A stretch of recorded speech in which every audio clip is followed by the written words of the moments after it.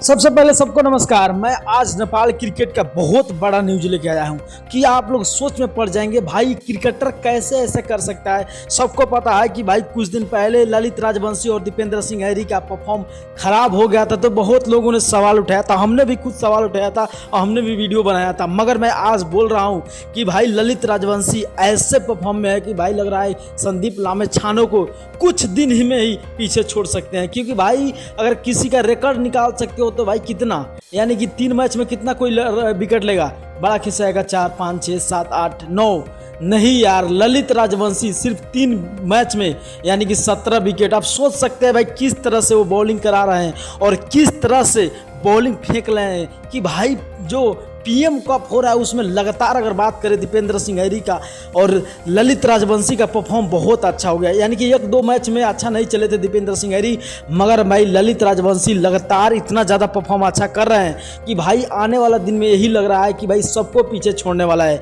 यानी कि संदीप लामेछाने से सिर्फ 2 कदम ही पीछे है ललित राजवंशी। और ऐसा ही अगर परफॉर्म ललित राजवंशी का रहा तो आने वाला दिन में ललित राजवंशी नेपाल का नंबर 1 बॉलर बन सकते हैं। जैसे संदीप लामेछाने पूरा विश्व में चिने जाते हैं, उसी तरह ललित राजवंशी आने वाले दिन में पूरा विश्व वर्ल्ड में जाना जाएंगे। तो आप लोगों को क्या लगता है कि जो ललित राजवंशी का परफॉर्म है वो कितना ज़बरदस्त है? क्या ऐसा होना चाहिए? देखो 4 मैच में 24 विकेट, भाई आप सोच सकते हो 6 विकेट 6 मैच में 24 विकेट, आप इसी से आंकड़ा निकाल सकते हो भाई किस तरह के बॉलिंग फेंक रहे जो ललित राजवंशी। जो ललित राजवंशी का ऊपर बहुत ज़्यादा सवाल चल रहा था। एनपीएल का बात करें, एनपीएल में बहुत ज़्यादा ज़बरदस्त बॉलिंग फेंके थे। उसके बाद पीएम कप में भाई मेरे को ऐसा नहीं लग रहा है कि भाई ललित राजवंशी आने वाला दिन में नेपाल के नंबर 1 बॉलर बन सकते हैं। आप लोग क्या सोचते हैं ललित राजवंशी के बारे में? आप छोटा सा कमेंट कर देना। अगर नए हो तो चैनल को सब्सक्राइब और लाइक कर देना। ओके भाई, मिलता हूँ इस वीडियो पे। जय नेपाल।